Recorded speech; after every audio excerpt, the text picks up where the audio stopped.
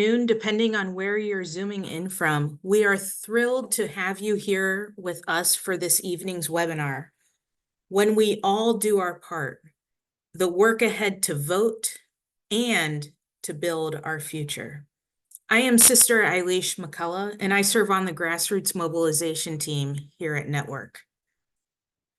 For the past couple of months, Network has been on the road in places like Chicago, Illinois, Philadelphia, Pennsylvania, Villa Maria, Pennsylvania, Cincinnati, Ohio, and colleges across the country, talking with our faith-filled advocates about this election year. Together, we are dreaming about the actions that we can take. We've also been conducting online trainings, and I know that many of you have been part of those trainings. We're talking about our equally sacred checklist and effective ways to use the race-class narrative in our messaging. And tonight, we are thrilled that we will hear from 4 of our faith-filled advocates about the work that they are engaging in during this election year. And it's the work that they've dreamed about as they've participated in our trainings. But before we begin, I want to give you a quick reminder that at the bottom of your screen, you will see a Q&A function. And with that, with the Q&A function, that is where you can put in your questions, and we will either answer your questions there or we will answer them live on screen. You will also receive a copy of tonight's recording tomorrow in your email, as well as links to the pertinent websites and other information that we will share. And so tonight, we are joined by our network's Deputy Executive Director and Chief Diversity Officer, Joan Neal, our Government Relations Director, Ronnate Asirwatham, Network Fellow, Ralph McCloud, and Catherine Gillette, who serves as the Grassroots Mobilization Senior Organizer. We will begin with an opening reflection from Joan Neal. Ronnate will share with us some level-setting work for the work ahead. We will share good news from the field and call to action. We will end with a closing reflection. But most importantly, I want to make sure that you all stay on this webinar through the end, because we will have a very exciting announcement for everyone. And as we begin, just a short disclaimer. Network Advocates is a 501c3 nonprofit dedicated to advocating for policies that advance Catholic social justice. Our work is nonpartisan, and we do not endorse or oppose any particular candidate or party in the upcoming elections. And with that, I will turn it over to Joan Neal for our opening reflection.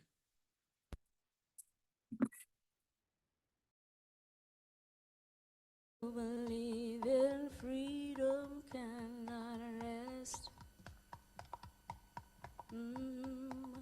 You believe in freedom cannot rest until it comes. We who believe in freedom cannot rest. Hear me talking to you. We who believe in freedom cannot rest until it comes. Thank you for the introduction, Eilis, and good evening, everyone. We are so pleased that you are with us this evening as we send out a clarion call about the importance of participation and voting to protect our values and our freedoms. We who believe in freedom cannot rest until it comes.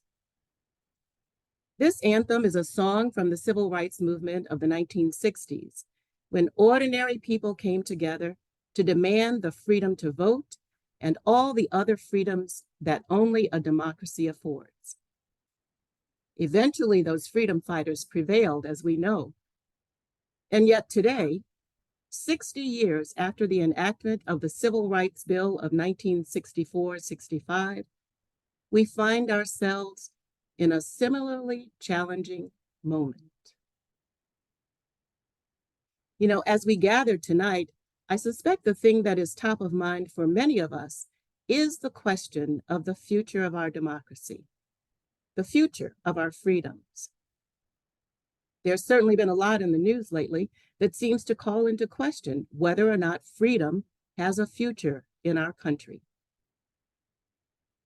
Every day, we continue to learn about efforts in Congress, in state legislatures, and in national think tanks to curtail our freedoms and diminish our democracy and fundamentally change our way of life. We have learned about ongoing efforts to institute more barriers for many people to access their right to vote. And we experienced an historic contraction of rights that have long been the law of the land. We've seen the Supreme Court issue some of the most surprising and some would argue anti-democratic rulings our country has ever seen, rolling back our freedoms to live on a healthy planet and to participate in a vibrant democracy. By all accounts, this is dangerous to our country and clearly demonstrates the existential threat our democracy faces. My friends, it's not an exaggeration to say that today it is more important than ever that we as citizens both exercise our right and our freedom to participate in our civic life and that we vote our values. If we want to continue to live in a country that offers the freedoms we enjoy in so many areas of our lives, we must vote. Because the truth is that we are the only ones who can save our democracy. And it is for these reasons that we at Network are urgently engaged in the work of protecting our freedoms and promoting democracy through Vote Our Future, our nonpartisan voter education campaign, which has already trained around 1,000 justice seekers. We know that no matter who we are or where we come from, no matter our belief system or economic background, we all rely on freedom to flourish in our society. The freedom to be healthy and to live in a clean environment. The freedom to be economically secure. Freedom from violence and harm. The freedom to participate in our country's governance. And the freedom to live in a welcoming country that values human rights and dignity. These are all the freedoms we have come to enjoy and to rely on. And when we, the people, secure our freedoms and have a say in our future, there is hope for a better tomorrow. So tonight we come together in hope to learn and to grow in community. Tonight we recommit ourselves together to the vibrant vision of an inclusive, pluralistic, multiracial democracy where everyone thrives, no exceptions. We cannot sit on the sidelines this time, my friends. The stakes are too high. Tonight, just as those freedom fighters did 60 years ago, we pledge to do the work. For we who believe in freedom will not rest until it is secure. And now it is my pleasure to introduce Ronnate Asirwatham, Network's Director of Government Relations. Ronnate? Thank you so much, Joan. Hi, everyone. Today, let's talk about the election of 2024 and where we are at, what's at stake, and what is ours to do. Next slide, please. This election is very, very different from any other election in US history. And that is because of disinformation, voter apathy, and voter suppression. It's higher than we have ever seen this year. Next slide, please.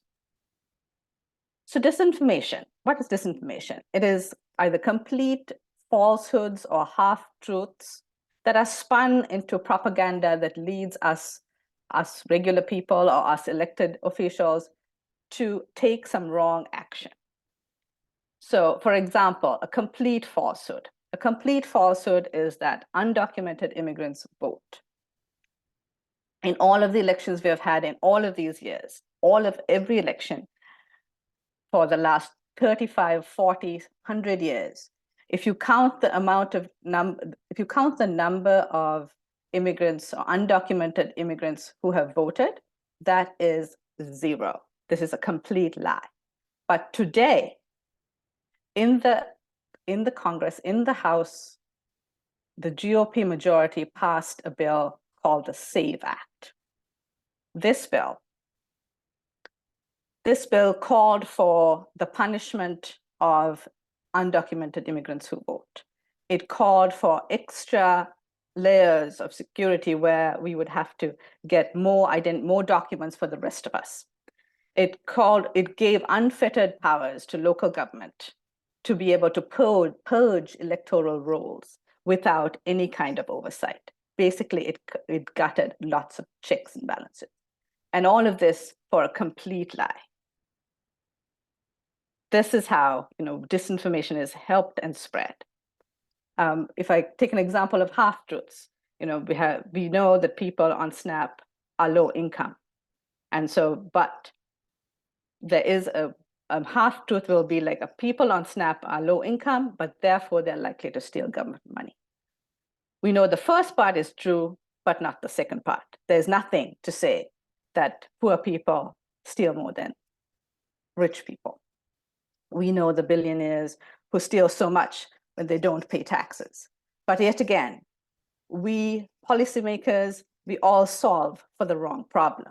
And this again is how disinformation is spread. And disinformation, especially around elections, it undermines the trust in elections and it suppresses the vote. Next slide, please. The next issue is voter apathy. From the Pew Research Center says only 37% of all voters are consistent voters. And what they mean by consistent voters is voters who vote for every election, every 2 years. So in general, that is the US population of voters, only 37%. But in some years, we have quite a high percentage of voters. So in 2020, 4 years ago, only 34% of all eligible voters did not vote. So 66% voted. However, this year, again, when Pew Research did a study, they found that 49% of eligible voters said they were not interested in voting in November. This is a very high amount, and you can see it's basically half the voter population. This is very serious. Next slide, please. And this year alone, we have had so many laws in the states suppressing voters, suppressing the ability to vote. We have had the actions of souls to the polls in some states have been taken away. In Georgia, you can't even give water to people standing in line to vote. That is a crime. Poll voters can't explain the ballot. That has also become a crime. Again, all this is hurting the helpers. It is hurting people to support voting. That is why we have to be extra vigilant and extra active this year to ensure that we can overcome what is put between us, what is put before us. Next slide, please. So now we come to the meat of this. What is at stake? What is at stake at this 2024 election? What is at stake is our future, our vision for the United States, the vision that we all want to see. It doesn't matter, really. It's not all about the candidate. It's actually all about you. It doesn't matter which candidate, whether the candidate smiles too much or doesn't smile. The idea of the candidate is, will this person vote the way you want them to? Will they follow, and will there be a collective that will enact your vision of your future, the future that we all want? Next slide, please. So this is what is happening right now. Just this month, the GOP House majority passed bills for the 2025 financial year that cut funding for the IRS so that we cannot collect taxes from billionaires. We cut programs for the education department, we cut SNAP. A quarter of all the bills, I'm saying the text, quarter of all the bills that were passed for the funding year of 2025, it had text that's cut administrative officers' salaries. So for example, the Secretary of the DHS will be paid only $1. The Secretary of Defense to be paid $1. Those are actual bills that passed this month. So while there's all these cuts, but there's enough funding, for prisons and for plenty of things that we don't want. This is what we are facing right now. This is what could be our vision for the future. We have to think really carefully. Is this what we want? And is this what we want? Next slide, please. But also what is at stake is what we have been able to protect, what we have achieved. All of you voted, all of us voted in 2018. And what happened? We got more funding for the IRS, which again, today announced that they collected $1 billion from millionaires who owed back taxes. 1 billion. So that's why we have the freedom to take care of ourselves and families. We have got lower prescription drugs and laws that focus on human dignity. That's why we have the freedom to be healthy and the freedom to live in a country that values dignity and human rights. This is our vision. And we know that this vision is possible.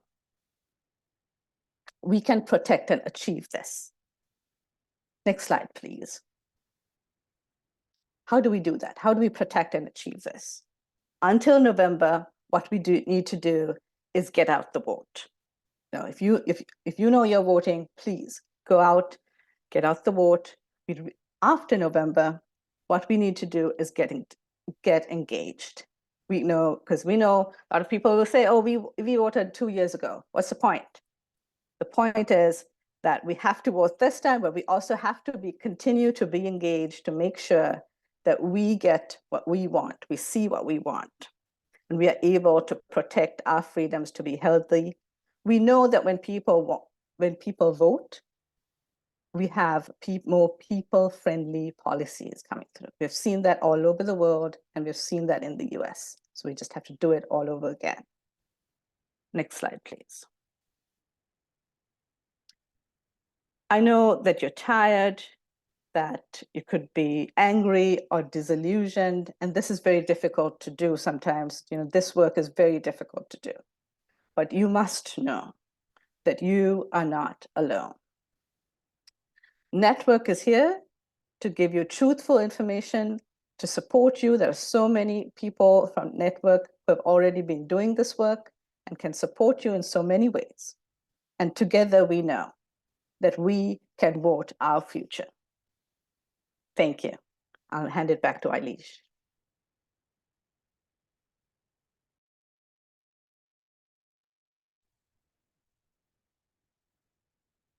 Thank you so much, Ronnate.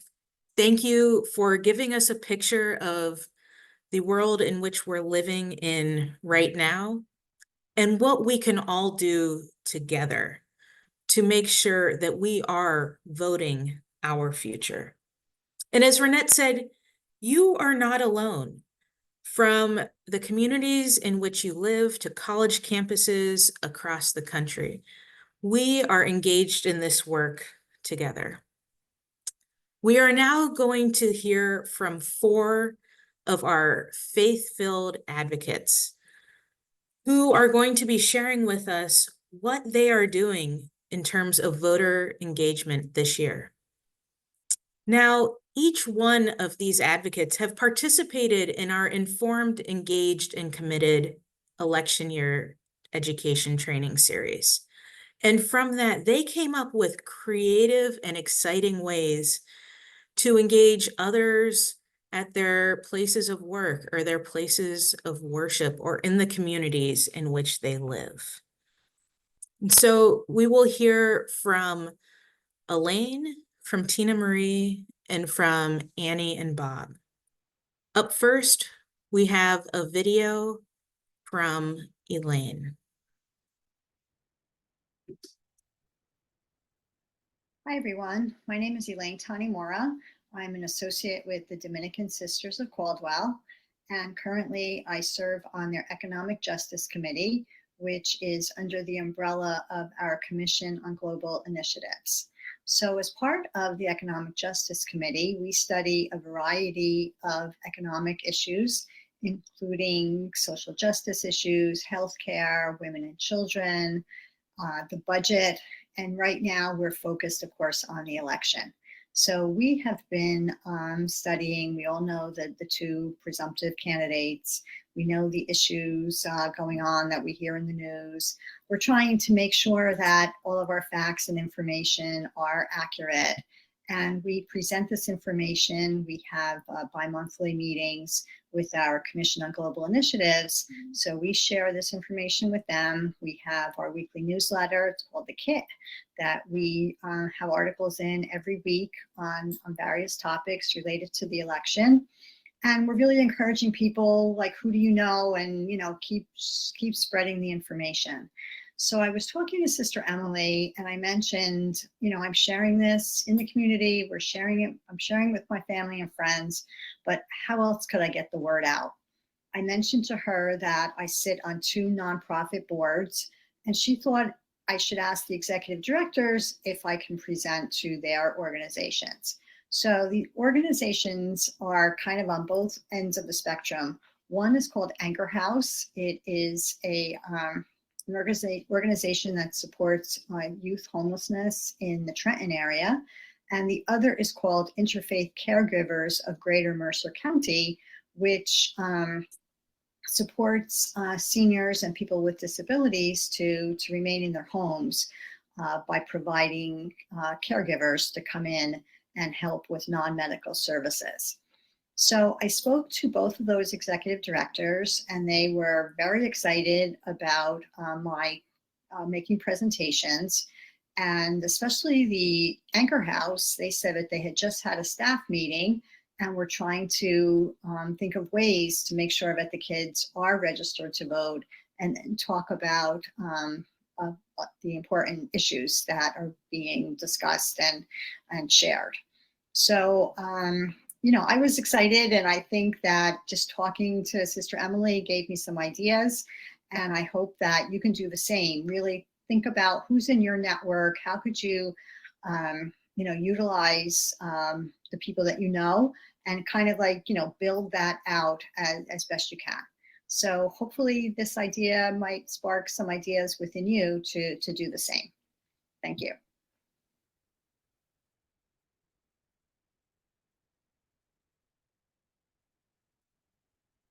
And thank you to Elaine for sharing the ways that she is engaging in her community.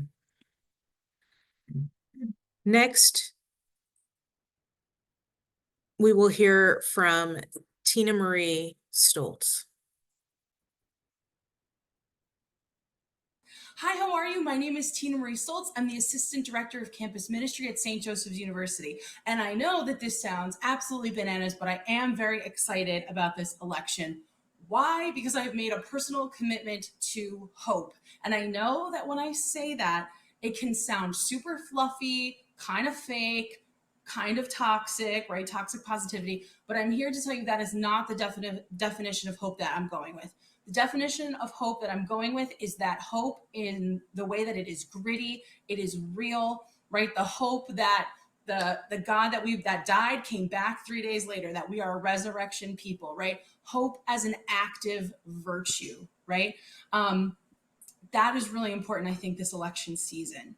So I think focusing on hope is going to be the number one thing for me. And the way that I'm going to do that is I'm just going to focus on the people in my sphere of influence. I cannot take on the entire nation, right? But I definitely can be there for those around me. So I'm thinking about my students. I'm thinking about my coworkers. I'm thinking about the university that I work at. I'm thinking about my friends and my family, right? I'm thinking about my church as well, right? Is everyone voting? Is everybody registered to vote? Is everybody going to vote, right? Really focusing on that. The second thing is consistently remembering that I am operating in the context of a community, right? Despair wants all of us to be isolated, afraid, and spiraling. And there is only one way out of that, and that is community, right? There's only one way out of that. So to build this community, right, around this election season, right, I'm going to be really focusing on one-on-ones, right? It's great to use social media. I think social media is really helpful, but there's nothing quite like a one-on-one, because if people are feeling despair, they need connection, right, to get out of it, right? I know I've experienced that myself. I'm in despair until somebody reaches down and says, hey, are you all right? Like, let me sit here with you. So I think listening, right, for where that despair might be coming from, or that fear might be coming from, and really listening as a way to have people feel more free, right? Be liberated from that fear. Sometimes it just takes a real listening ear.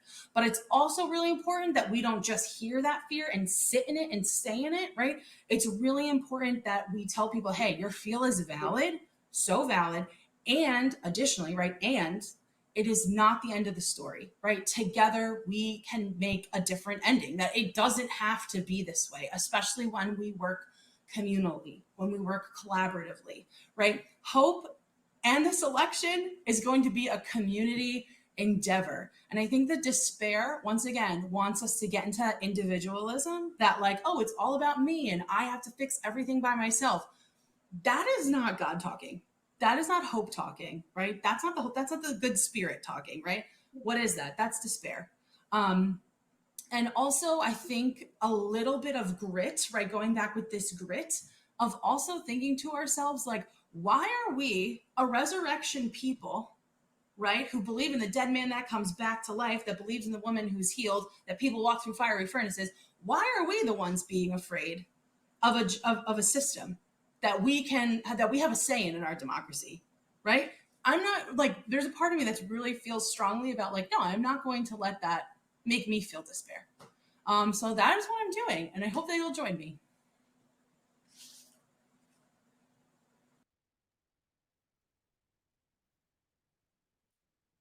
Thank you to Tina Marie for giving us hope and something for us to grasp onto this season. Next, I am thrilled to welcome Annie and Bob Kachurik to the screen to share about how they are engaging in their town. Hello, everyone. My name is Bob Kachurik. Hi, and I'm Annie Kachurik, and we are network advocates from Cleveland, Ohio. I'm a multi-issue voter because there are so many unmet needs in our country. And yet, I can't let the feeling of being overwhelmed paralyze me. Too many people are using that excuse. I think we need to address the many issues that continue to push more people to the margins. It's not just one lone issue that promotes life, but very many. The dignity of work with a living wage, access to quality health care and education for all, and climate justice, just to name a few.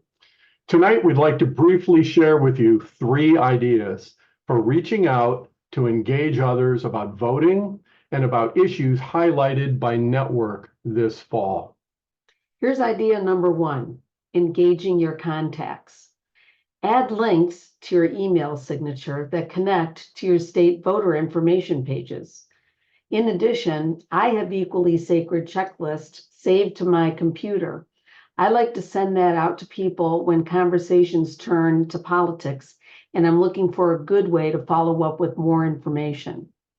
My cousin in North Carolina was really happy to receive that, and she shared it with her pastor, who was thrilled. I also sent that checklist to my neighbor, who is from the country of Chile, and he grew up with serious threats to democracy. He agreed with each of Network's values 100%. Here's idea number 2, at a large festival type event. A Juneteenth celebration was held in a Cleveland park last month. In spite of the intense heat, it drew a nice crowd. Many community organizations were there. At our network table, we had a handout that explained how to go online to register to vote and how to check voter status. We also had voter registration forms that could be filled out and mailed in. We had a stack of equally sacred checklists. We had network buttons, a set of network connections magazines, and cards that advertised the Just Politics podcast. All of this led to good conversations. Here's a third idea that worked for us: opportunities in your own faith community. Once a month, our church offers coffee and donuts after the 2 Sunday liturgies. We set up a table there just this past weekend. We had the same handouts that we used for the Juneteenth event, but our multi-issue voter yard sign attracted more attention. It came in the mail in the interim, and we decided to use that. And we also had a big jar of candy for the kids. When people approached the table, I led with, "Do you have a voting plan for November?" I would then hand them the equally sacred checklist and say, "You might find this helpful as you consider which candidates are aligned most closely with values that promote the common good." Our pastor was very enthusiastic. He took several checklists saying, "My mom is going to love this, and if I know her, she'll share them with all her fellow residents in assisted living." Here's a final thought. When approaching people in person, don't worry about having the exact right words to say. You will get more confident with every person you meet. And you will have the satisfaction of knowing that you are not a passive bystander this fall. I encourage you all to be bold and to cast a wide net. Thank you for listening.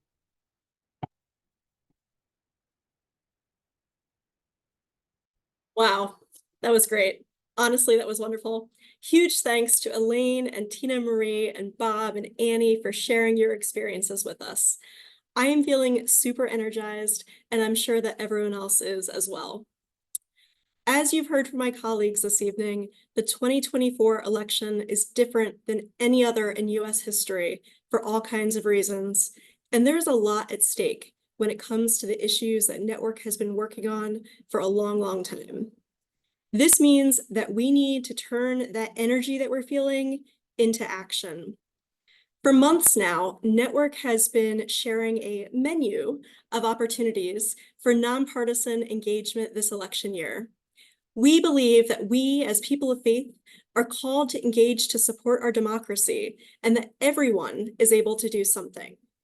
Tonight, I would like to highlight just a few of those opportunities that we've been lifting up to our field. First, as you've heard, we want folks voting. And so we are encouraging you to consider hosting a nonpartisan voter registration drive in your community. We have a wonderful resource on our website that we're going to also share in that follow-up email that will guide you in organizing a voter registration drive. However, you can also look to local organizations in your community, for example, the League of Women Voters, who are already doing the work, and join them. We also want to make sure that voters are educated about what is on their ballot, and so we encourage you to consider hosting a ballot research party. It's simple. Invite over some friends, some family, some neighbors, some coworkers, and have everyone bring a copy of their sample ballot. You can enjoy some good food, some good drinks, some good music, and all the while have folks do some research about what is on their ballot, sharing their learnings with one another. Again, we have a fantastic resource on our website to help guide you in hosting a ballot research party, and we will also include that in the follow-up email as well. A couple of our speakers this evening have mentioned that equally sacred checklist, which highlights the wide range of issues that we care about, as well as the importance of being a multi-issue voter. We encourage you to share it far and wide. Think about who in your life might appreciate it: your family, your friends, your congregations, your parishes, your local social justice groups. There's lots of folks who may benefit from it. So we encourage you to think about how you can get that out into the community. Also, as some of you know, Network is partnering with Faiths United to Save Democracy this year to recruit and train poll chaplains. And this is in a handful of states, so it's not everywhere, but especially if you are in Alabama, Arizona, Florida, Georgia, Michigan, North Carolina, Ohio, Pennsylvania, Texas, and Wisconsin. If you are a faith leader from one of those states, we encourage you to consider whether this is something that you feel called to. Poll chaplains provide a calming and moral presence at the polls. And again, we will include more information about how to get involved with Faiths United to Save Democracy in our follow-up email. Finally, I might be a little bit biased because everybody knows that I love swag. However, I do hope that you will check out our website because we have a brand new online store. We've got 2 different beautiful t-shirts that lift up multi-issue voting, as well as some brand new yard signs, which I saw the Kachurks had in their background. I also have one here. And so we encourage you to check out our online store. Everything is union made and union printed, and also they're really great conversation starters. There are countless ways to get involved this election year, and I hope you will consider how you're being called and then find a way to get involved. And now, it is my pleasure to hand things over to Network's newest fellow, Ralph McCloud, for some final thoughts. Thank you. Let me just say good evening, and what a joy and a pleasure it is for me to personally be in this space with the Network community. As I've listened to you all speak about the vital intersections between faith, our values, public policy, and the work of the common good, one thought keeps coming to mind: that we are privileged to participate in the work of building the future that we want. We are privileged to participate in this future, a privilege that we must not take lightly. But what does it mean to participate? At this moment and for this conversation, obviously, it means voting. It means encouraging people in our lives, in our spheres of influence, as was so eloquently outlined for us by Bob and Tina Marie, the folks in our families and our communities and the persons who we have impact with, to encourage them to participate. And it's just as important to push back against the voices of discouragement and despair, the ones who insist that there are no good choices, that catastrophic failure of the United States democracy is inevitable. This is not a time for any of us to sit on the sidelines. As the writer Rebecca Sonnet once said, and I quote, "I think voting is like a chess move, not a Valentine," unquote. And I think she's right. The act of voting is one particular strategic move towards the larger goal of the future that we all want to see. It is a means to an end, a process and not a project. Of course, we're not going to get everything our heart's desires wants right out of the gate, but I have witnessed firsthand the value of participation and see how it bears fruit time and time again. When people organize, when people come together, when people mobilize for the common good, I have witnessed the progress for the future that we all want to see. And what is that future? You know, Jesus spoke of the kingdom of God being at hand.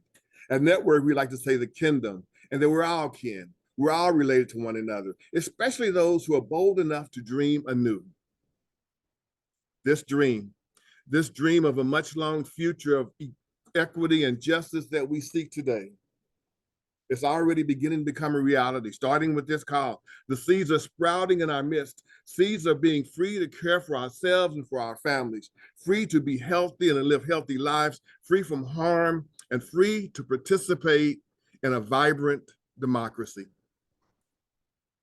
But we must be vigilant and diligent in tending to these seeds of solidarity, in safeguarding them, in nurturing them. And every time we show up to vote, that we appreciate and understand the importance of that that value that embraces this faith-filled activity, this faith-filled responsibility. Thank you all. Thank you all for in advance for participating. Thank you all for your time this evening. And then as we began, I would just like to remind, as was eloquently mentioned in the song, we who believe in freedom cannot rest. We who believe in freedom cannot rest until it comes. God bless you.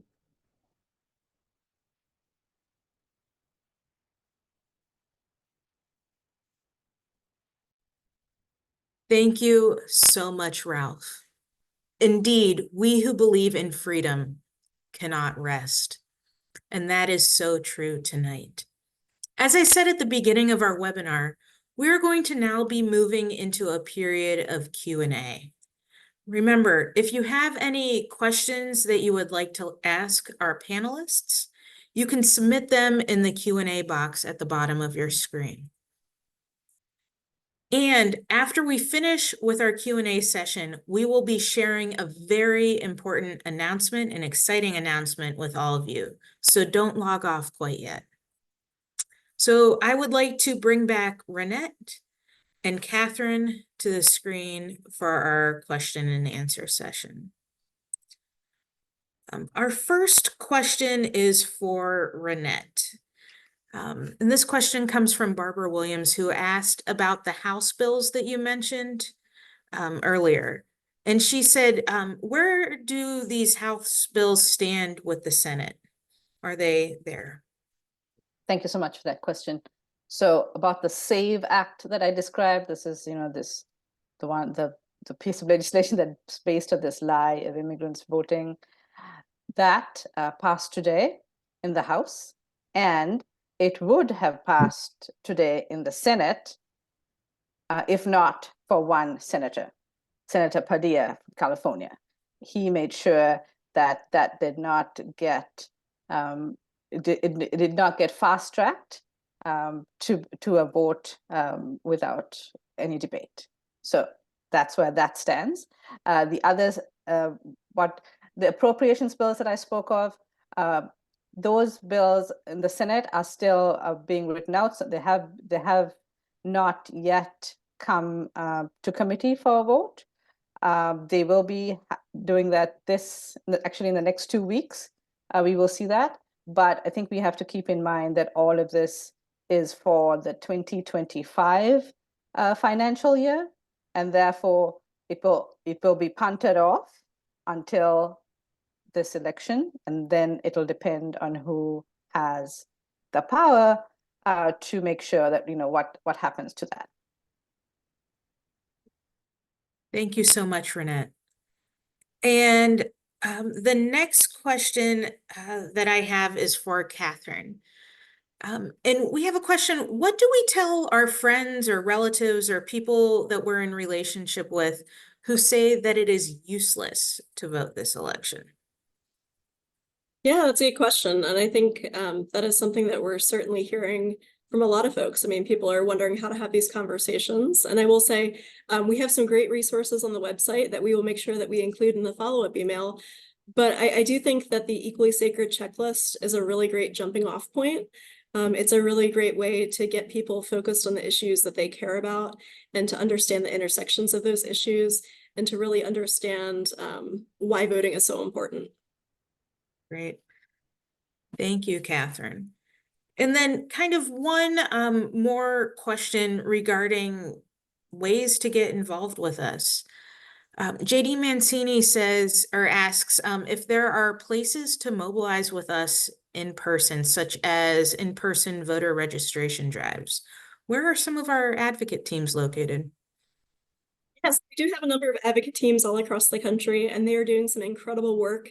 You heard from some members of our advocate teams this evening.